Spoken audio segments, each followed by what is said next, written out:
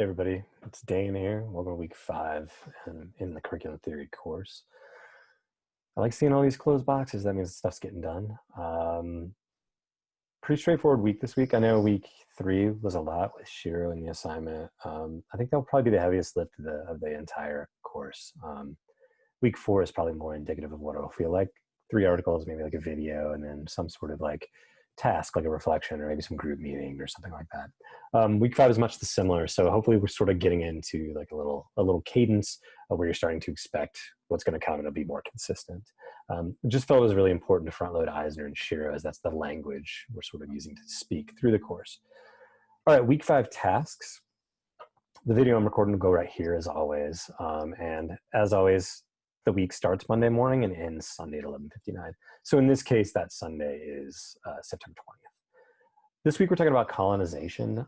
It's sort of like our first week 1 of colonization. There's going to be week 2 next week too, where we kind of get more into like people doing curricular work and what does that look like. This week is sort of like laying the foundation for decolonization. We're going to start looking at the Paeta proposal, which is a work by Adler. And he comes up with something, and then Noddings pushes back on that, calls it a false promise. And then Gorski kind of takes the conversation a little bit further. I don't want to say much more. I just kind of want to let it unfold in your heads. There's a letter from mom. It's from an Indigenous mother to her teachers. Please read that. You're going to write a response to it next week, but I want you to read it and kind of sit with it for a little bit this week. Then there's a video, what is decolonized education? Again, this is a very formative week. We're like, what is decolonized education? How does it work? What are we thinking about? That's all you need to consume. So Adler, Noddings, Gorski, the letter, and then what is decolonized education? The video is like two minutes. The letter from mom, I think, is a couple pages. Most of the articles, I think, are around 10 pages, if not less. The big lift this week is it's your first group meeting. So if you'll remember last week in week 4, I asked you to connect with your groups. Again, you can find those groups by going to people and then groups. You're looking for the week 5 group meeting, which is there. Connect with them. You can do that through the inbox. If you go to the inbox and compose a message and then go to curriculum theories and the composition of the message, you can message the whole group if you want. You could also just, there's an announcement function that you can use. There's various ways you can communicate with the group. If you're having trouble doing that, please reach out to us and we can help you out. I did use a setting where it made the first person who logged in a group leader. I think it's just nice for someone to run point, just like start the communication, maybe take notes, upload the notes document, or upload a recording of the Zoom. I think it would be good to have a leader. But basically, we want you to meet for about an hour, talk about the material. I've got some guiding questions I'll walk through here in a minute. Record it or like write down some notes. And then one of you, whoever the group leader is, or it doesn't matter, one of you, just upload it back to Canvas. But make it clear who was in your group, who did what. I'd love to hear like what was the key nugget that each person contributed. In terms of like a note document, this could be even just a table of 4 names, 4 contributions, something like that. It could be very short. I just want evidence that you all were there and you all were working. A Zoom video might be the easiest. When I do this for my PhD groups, I just record it and then I upload it to YouTube and share the link back with my professor. If that's easy for you, that's cool for us. If it's a problem though, just let us know and we can help you out. Basically, what I want you to consider this week are these questions. What is an excellent education? What is an equal quality of education? How do we use Shiro's curricular orientations to analyze the 3 big articles this week, Adler, Noddings, and Gorski? Which orientations are valuable for working towards justice and equity? So which of Shiro's orientations allow us to do the work of justice and equity? And what does decolonizing education mean? That's kind of a big term. And again, this is, formative. You don't have to come up with that definition now. No need to respond to the mother this week. That's due next week. But how does this letter from the Indigenous mother tie into this week's theme? Next thing to do then, we're going to have an instructor-led section, a session next week in week 6, either Tuesday or Thursday. Please go and sign up for which of those sections that you want to attend. Please choose one. And then book clubs. Liliana made an announcement a while ago asking that you make sure you sign up for your book club. So if you haven't yet, please view the list. Please use this survey to make your selection and then get the book. You can either buy it or find a way to borrow it from somebody or borrow it from the library. If you need help navigating a rare library, I'm not sure what the COVID restrictions are. I could help with that. And then in a few weeks, I would love for you to connect with the group to begin scheduling your meeting. As a reminder, we scheduled the book clubs over the election just because we think it might be a disaster and it might be hard. And so like reading a book and talking about it with peers might be like the right amount of lift during sort of a difficult time. Cool. So that's book club. Nothing to do with that. Just make sure you've signed up. Make sure, because we want to start making those groups and then we can get stuff moving forward. And then we're back to doing a Flipgrid video this week. So you did your reflection last week. You're like, you looked at, 4 weeks worth of stuff and did a reflection. Now you're starting over again. You're going to do weekly videos again. And then there'll be another time when you'll look back and do that reflection again. So all this stuff is due September 20th at 11:59 p.m. Where can you find it? If you go back to the homepage, we're in week 5. This is where we just were. Here's the Adler file, Noddings file, Gorski file, the letter to mother. The video is back in week 5 task. I'll try to add that too so you can find it. And then your week 5 group meeting, you need to meet with your group sometime this week. And then you just need to upload some evidence, either a notes document or a video here. Cool. Hey everybody, it's Dane here. Again, we're in week 5. We're going to talk about decolonization a little bit this week. We're going to get into it more next week too. So think of this as like a primer this week. But I've got one of my favorite people in the world with me. I'm so excited to share her with you. This is Silvia Lopez, and she is the director of the Student Voice and Leadership Initiative in a program in DPS, through which I help like train the teachers a little bit. I help like develop the curriculum a little bit. I've done some research, but like this program is everything, and Silvia runs it. She's everything. Silvia, what else should I add to it? And I guess what we were talking about before is you are an indigenous woman, but we were talking about like the language to talk about that sometimes is a little tricky. So if you want to add anything to your introduction and then kind of launch into that idea of what we were talking about, just like the language of talking about indigenous folk. Yeah, absolutely. Thank you, Dane. Always good to be in space with you, be in community with you. Much love and respect for you and the work that we do too. One of my favorite people. So the feeling is mutual. Glad to be here. Share a little bit of who I am. Yes, student voice and leadership in my day job.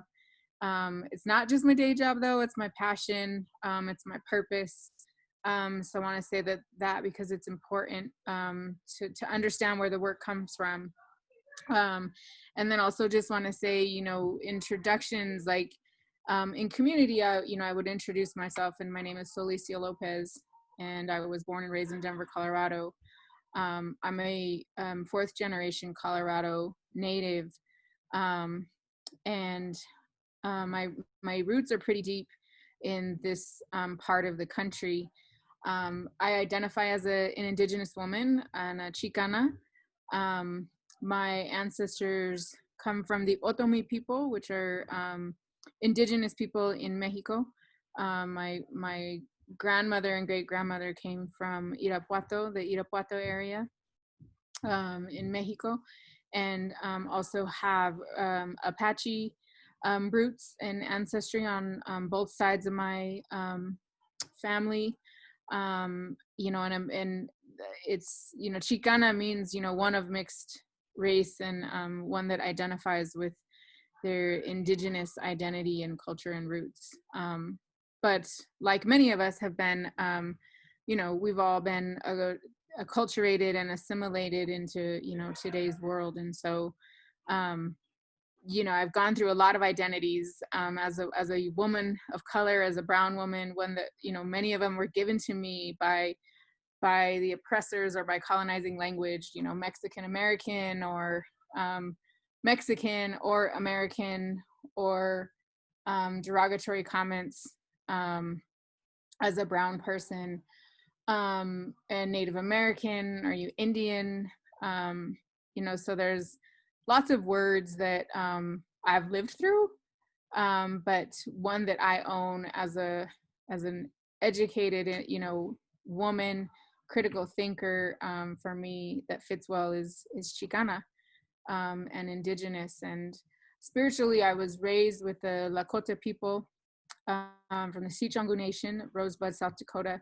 My relatives out there have been spiritually in my life since the day I was born, and so that's how I live my life, even though those aren't my genetics. But that happens a lot in our communities, right? We we take on the people that are amongst us and take care of them. So then a part of their identity becomes our identity.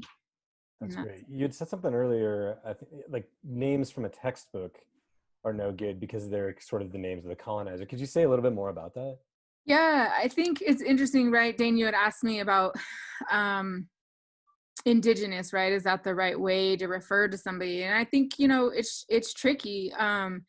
It's, as we live in this world and we have a lot of our young indigenous people rising up in their identity and out of very negative stereotypes, and owning their space. It feels like in the term indigenous, is sort of new, and kind of like Latinx, it's like this new term. And you're going to have, elders like, what is that? I don't know, Latinx is, or I don't know, indigenous, you're Native American or you're Indian, but I think a lot of things in learning, like, Native American is an oppressor's term, right? A colonizer's term that was used to label us when they came to this part of the continent, and worked to kill us off, either enslave us or get rid of us. And I think a lot about what we do spiritually and how we interact in our communities and in our spaces, and we refer to ourselves as the people, right? We are the people. There's other worlds, right? There's a spirit world, there's the four-legged world, there's every creature has a space, and we're the people. And so Native American is condescending in a lot of ways for a lot of people. Indian, is not really used in a positive light, right? It's very degrading, like in the Constitution. It's like, merciless savages. That's what, comes to my heart when I think about those terms and labels that have been put upon us. And then we are the people, right? We're tribal people. So we very much so, like, tribes and identity really is that's what identifies who we are, like where we come from, what part of the, of the what place, right? What part of the land, and what ways it determines, right? Because certain food and crops grow in certain areas, and there's certain, life forms that we use. And so all of those things are determined by tribes, right? Like tribal honor, culture, identity. So we're just people, right? That come from different parts of areas. And so it's I think it's tricky. I think it's controversial for a lot. I have two mixed identities too, right? It's like Mexican American. Well, I mean, in Colorado, right? This is Mexico. It always has been Mexico. And so why did you label me Mexican American or even Hispanic, right? And Hispanic, was designed for census purposes, right? And it just means Portugal and Spain, pretty much. It means right. of that peninsula. Yeah. Yeah. So there's these terms, right? And I think I say that because that is part, for me, and one of the teachings that I was given as a young girl is, my father would tell me, you are indigenous to this continent. Your ancestors have been on this part of the earth forever. And nobody can ever take that from you. No label, no, term, no name. And so you have to define what that means to you. You're indigenous to this land and continent. You're not a foreigner, right? Mexican implies that you come from this other part of the world, and you don't, right? And even American, right? I think I even struggle with that identity. I mean, I'm American technically. I was born here on this land, but to me, before they colonized the land, it wasn't America, right? It was just our land. Right. And before they put up borders. It's interesting you say our land. I think there's a different, I don't know, the idea of owning the land, right, is not one that's a colonizer's idea, to like own Right. the land, have the land. And that's sort of a big paradigm shift in thinking. And so it's a quantum leap even of just being. Right. That's Yeah. And I think like we use it in like this is our earth, this is our mother earth, and very much so in ways and beliefs like mother earth. I mean, well, everything that we're centered around, without mother earth, we don't have life. And so the concept of that is also, one of, we have to take care and respect our mother earth, because she is a living being, right, that gives us life, forms in so many ways, that when we're not taking care of her collectively, then destruction happens, right? We become self-destructive, which, I mean, one could argue that, red skies and ash falling, rain, and all of these other things, hurricanes, and could, be, climate change is what they call it. But it's a major disruption to Mother Earth herself when we're drilling and exporting her resources naturally, and it's just deep, I think, to live in this space where we try to do those things. But in many places, right, like we're in neighborhoods where you don't even get to see the earth or feel the earth, because there's concrete everywhere, and buildings, and development, and so it's just a really challenging space to really dig through. Yeah, and so I just say like I think that's a challenge of any, one critically conscious and aware young person, but any Indigenous person. Um, it's it's a daily struggle, right, to think about how we move in this space, how we identify, and knowing that like it's always met with negative impact regardless. Let's talk about moving spaces, specifically about school. I'd like to start with like your experience, if possible. Like you have this rich culture, these beliefs, these worldviews, these, they're more than that, spiritual connections, right? I imagine, I'm assuming not much of that was reflected when you stepped into the classroom. Like your science class didn't suddenly mention Mother Earth in tandem with photosynthesis, right? So like, what was that like? How was it like to like have like sort of these two different worldviews come into, I don't know, conflict, or was it conflict? What did it feel like going to school and leaving sort of like this view that you knew you were not going to see show up all day until you came home, or whatever it might be? Yeah, I mean, I think as a young person, you don't really, I mean, you can't, it's hard to put your finger on and think about like, well, what is that, right? And you feel that it's like not right. And I don't know, maybe it shows up in like not engaged, or, all the negative things that they put on our students of color, that we put on our students of color in the education system, right? You're not listening, you're talking too much. I think for me, when as a young girl, I will say that I was always in trouble for talking too much. She talks too much, she talks too much, she talks too much. When now that I'm older, I'm like, well, yeah, I was bored, for one. I wasn't, nobody cared for me, right? I wasn't valued in that space. So, but also knowing that like my father was an educator. And so education was, a huge priority in my family. And it was go to school, right? And that's what it meant. So I knew I had to like go to school, and getting good grades came naturally for me. I didn't realize it at the time, but now I know, that stuff is fairly easy for me, because I'm a quick thinker, right? And I'm critical.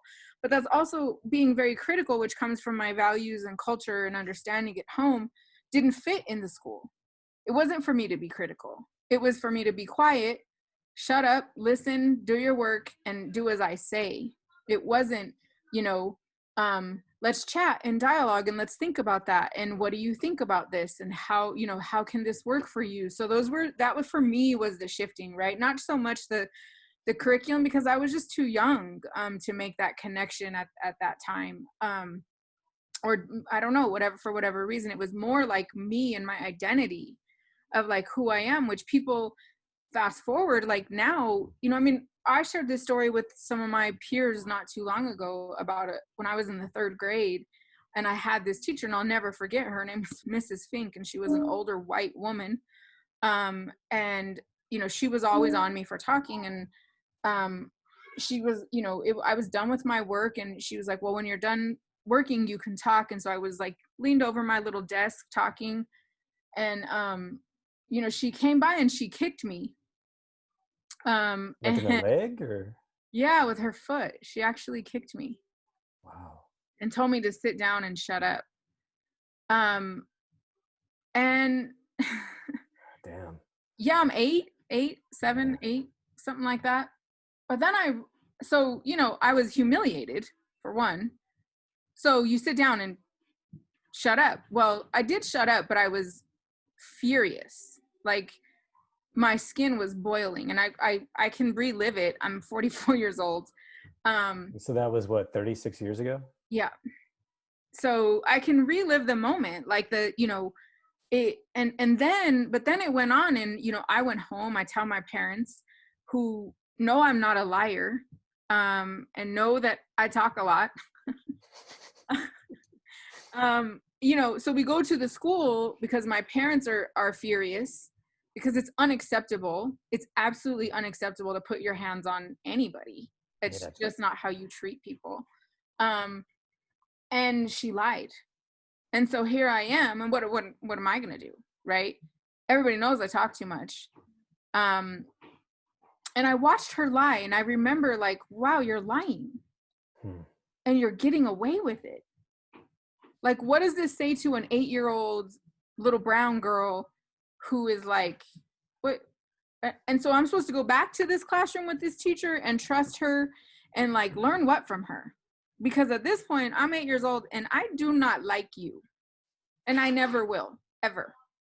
You lost any chance or hope of me trying to be a good student in your class. Even 3.5 decades later, you still feel the heat of your skin from this woman. Absolutely. So it's because I think about it, and it makes me furious, because that's what's happening still. I know I work with young people. These things, and maybe they're not kicking people, right? And maybe they're not kicking students, but they're definitely humiliating them. And it's very easy to do. And so that shift for me, right, inside of the education system, in a thing that like culturally is a gift to me, to be able to speak, to be able to connect with people, to be able to be a connector. I know all these things now, right, as it's taken me to evolve. And when I said earlier that my work is my purpose, that is all tied to my cultural identity. We all have a purpose and a place in this world. You know, tribes have everybody has a purpose to make it better for the community, for us to be whole, from Mother Earth to, you know, the four-legged to the humans, to everything. So it's a gift. It's my purpose, right? It's my career. And that was never embraced. It was never like, let's give her the space to be who she is in this learning environment. So learning became very punitive for me in a lot of ways. And I really just did it, one, because it was easy.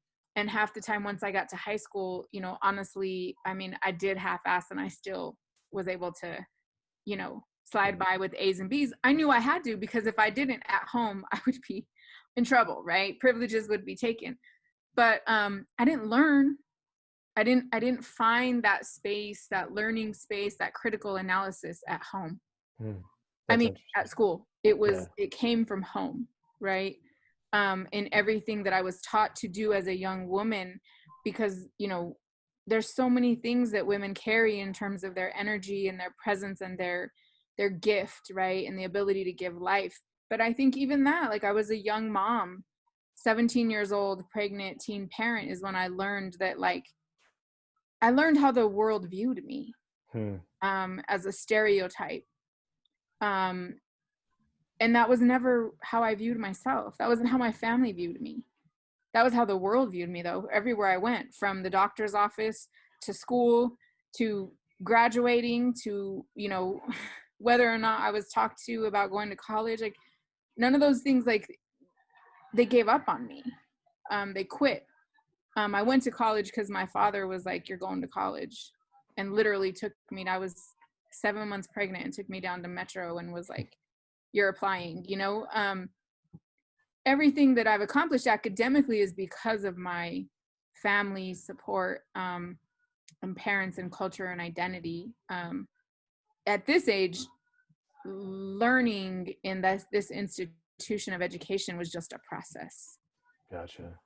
So I'm interested, how did you get from there to crafting SVL? And like, was SVL a conscious, like a conscious counter narrative to the Mrs. Finks and the people that said you talk too much and the people who called you textbook terms? Yeah, I mean, or is that, am I maybe assuming too much? But do you think you kind of picked up all of that? Because a lot of the way SVL is created, just listening to you talk, is a counter narrative to a lot of those things that you described. I mean, Mrs. Fink wouldn't last a day as an ESPO coach.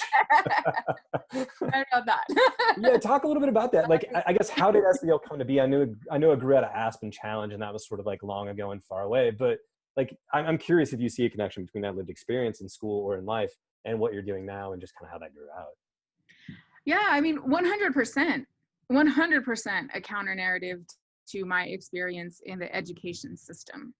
I was never valued in that system. And maybe not never. There were a few people, right, that I know genuinely cared about me. But in a larger sense, right? And I think what was pivotal for me was when I chose to become a young mother. And not only was it school, but it was my family too, right? We have a lot of, folks who like, you're going to have a baby out of wedlock, you're going to do this, and you've ruined your life, and oh my God. And, all these negative things that were thrown at me because I chose to do what my body is designed to do, which is give life. One of the greatest gifts as a woman for me, and power, is to give life. And so that was crucial in me, like realizing how much young people don't have a voice and are not listened to and are not valued for their decisions. I know now, like I didn't have a damn clue how I was going to raise a baby, and what that meant, but I knew that I would figure it out. Could many of things happened? Absolutely. Absolutely. But I knew then that I was going to change the narrative, not only for me, but for my daughter. And so that, and being a young mom, and then her educational experiences and the things that I experienced as a mother, of condescending nature and discredited, like, we need her mom to come to parent conferences. And I was like, that's me. And having to advocate for my daughter at that level and myself, it absolutely influences what I do now. Not only was it for me as a student, but as a parent. And so that's why I said earlier that it's my passion, right? Like I didn't realize that all of these things that were happening, they say sort of like everything happens for a reason, right? I don't know the reason why Mrs. Fink needed to kick me, but whatever, she did what she needed to do.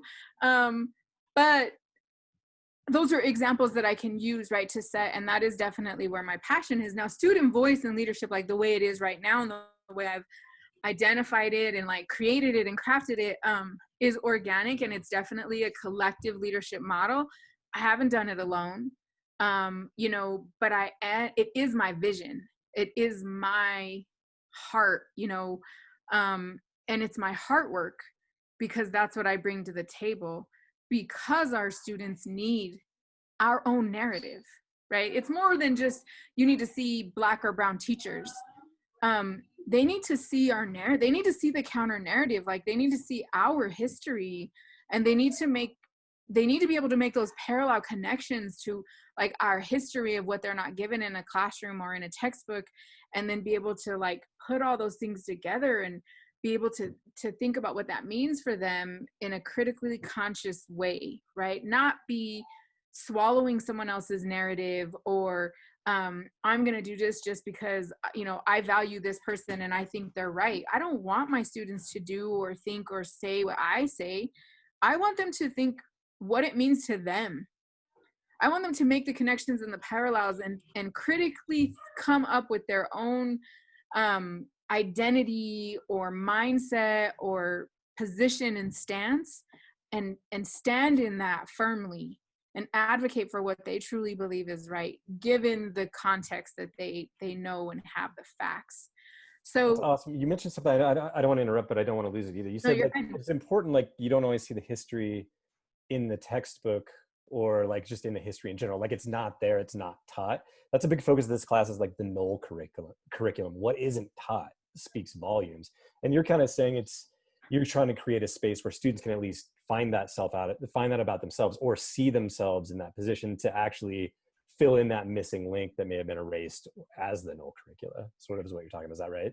Yeah, absolutely. I mean, I think what we intentionally do is put that curriculum in front of them through documentaries, through community leaders, through experiences where they'll learn. Because, you know, if you look at oppressed, um, well, I'll just say Black and brown people in this country, right? Like they're, all of our history at this point, majority of it is oral. If we tell our version of it, right, what they call like the people's history, right? Because it's not in textbooks. You're learning basic concepts of how they glorify slavery, and make it an okay thing, and justify, you know, genocide and murder, which is not any different from what's happening in our world today, in my opinion. And we don't hear the beauty of our stories and our traditions and our culture and rituals and what they mean. Even our rituals, right? Oh, they're savages. Like they made that one movie where they're like chopping heads off at the pyramid. You know, I can't remember what that movie was called, with Mel Gibson, I think. And so it's always Apocalypto, was it called something like that? Like it like sounds like yeah. terrible. Mel Gibson. And sacrifices, you know, rituals are done, but there's always, in my experience and learnings, a very specific purpose and intent. And we understand sacrifice very differently from a privileged lens of sacrifice, right? And so those things aren't, they our young people need to hear that from us. They, you know, we bring elders into the room and have them share stories or have them share their history. We ask our young people to identify their own history. You would be amazed at how many young people, we do a thing where it's like, you know, share what is your name? What are your parents' names? What are your grandparents' names? Your great grandparents' names? Where did they come from? Like a family tree type activity. And some of our young people can't name their grandparents. Some of them can't name their parents. That's problematic, right? Because who we are allows us to be able to understand our identity and be grounded in it. And then once we know that, everything else will come at us. And if we know who we are and we know where we come from, then we can see a future, right? And that's an oral history tradition too, right? Like, so it's important for them to get that and to be able, and you know, the textbooks are always going to be there, but you can make a counter narrative out of a textbook, Yeah. right? Bring the other piece of that textbook to the table. So teach the textbook if you have to, and then bring in the community or the people who can share the counter narrative. Is that the first step of decolonizing education, or decolonizing the curriculum? Is it taking stock and seeing where colonization lives, and then identifying the blend, that what's not taught, and trying to find a way to fill that? Like you said, it could be, there probably isn't a textbook that exists, but how could you bring in somebody from the community, or how could you bring in something else? Do you think that is kind of a first step to decolonizing, or like how do you approach it? Yeah, I mean, I think that's where we start. I don't know if it's the right way. That's my way. It's my mindset. It's my teachings when I look at my own people and my own leaders who have been, you know, activists and have fought for justice and what's right for our people. Where it always comes back to for me is once your mindset knows who you are in this space of an uncolonized framework, there's no going back. You don't, you know, go back to colonizing your mind. The horse is out of the barn, the toothpaste is out of the tube. The mind is a beautiful thing, so you can't. And so then it just becomes this like, oh, you know, we had a group of young students watching the 13th documentary last week, and we're going to finish tonight. And the parallels that they were making to the things that are happening right now around the very early part of the Constitution, and how, you know, slavery went from slave picking cotton and picking fields and being owned to being imprisoned and jailed and, you know, work slaves. And so making those connections for them was just like mind blowing, but so beautiful to watch, because they can see it now, right? When we look at blind textbooks, a numbing history of someone's narrative, we can't see it. We don't understand it. We read it and it's like, okay. But again, a young person is like, why am I not like, this doesn't reflect me. It doesn't even reflect the little bit of it, even if they grew up in a home that is, you know, not a completely safe environment, it doesn't reflect their identity at all. So it's really hard to make that parallel and that connection and try to understand how all this is happening, right? But when we put them both together and we show both versions, we can understand, we can see it, right? And then that's when we start to, as humans, think about, well, what is a way that is, how do we fix this? How can we contribute? How can I be an activist? I've not met a young person come through our programming and had this invigorating experience and then go back to even our white students. So I think that is important too. I remember being in a space where, you know, asking our young white students to do the same reflection, and many of them saying, well, I don't have a culture. No, you absolutely have a culture. You absolutely have an identity. Might not be a great one. It might not feel good, but you have one. And just because that happened, right? We hear that a lot with white folks, what they call now white fragility, right? Like, that doesn't mean it's you. It doesn't mean it has to define who you are as a human, as a person, right? You can do this same work and own your identity, own your part in it, right? And I've not met a young white person come through our own programming that is like, I've had a couple where I'm like, they're like, this is too much. You're being racist. You know, and this is an option. I'll give young people an option. You don't have to stay. I'm not saying you have to believe me. I don't even give you something to believe. I ask you questions for you to think about these things, right? Because I want you to reflect on what it is that you think is happening in this world and how these things have come to be. That's an option for anybody, right? But I do see that with our students of color, our Black and brown students, it's a much more enriching process. But I also have, you know, young white students who are some of our strongest advocates, and I have a lot of love and respect for them. That's interesting. Yeah. And just real quick about SVL, Facebook's a good place to follow. Like if you want to know more, I wanted to give a quick tease to Tea Time, which two of your recent graduates, right, are working to like talk about student voice and leadership. Every week they have Tea Time on Tuesday. I think it was Wednesday this week because of Labor Day. But like I recommend like folks check it out on Facebook, or like I know you can find you online, DPS Student Voice and Leadership. But I guess we didn't talk about what it is, but it's like students from all different high schools coming together and learning about what you're saying, like developing their identity, and then they go back to their schools, they identify problems, do some research, develop solutions, and then actually go in front of power players and like argue for that stuff to get picked up.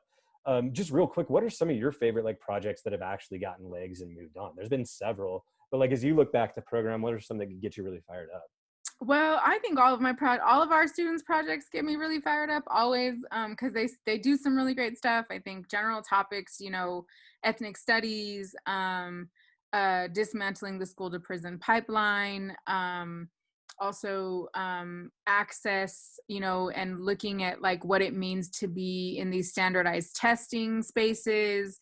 So looking and dissecting curriculum, and really thinking through systemic issues, gets me, you know, really fired up about what they're doing. But I think for me, I was just reflecting on this morning in a different meeting, is having been in this space and doing this work now, starting on my 9th year, I think, or in my 9th year, seeing our alumni come back from college, or maybe they went and did something else and they're back in community and they're leading protests and sit-ins, and they're, you know, starting up podcasts, and they are leading, you know, they're defining and growing their activism through love and desire to like have a better community, right, and a better Yeah. place and a better space.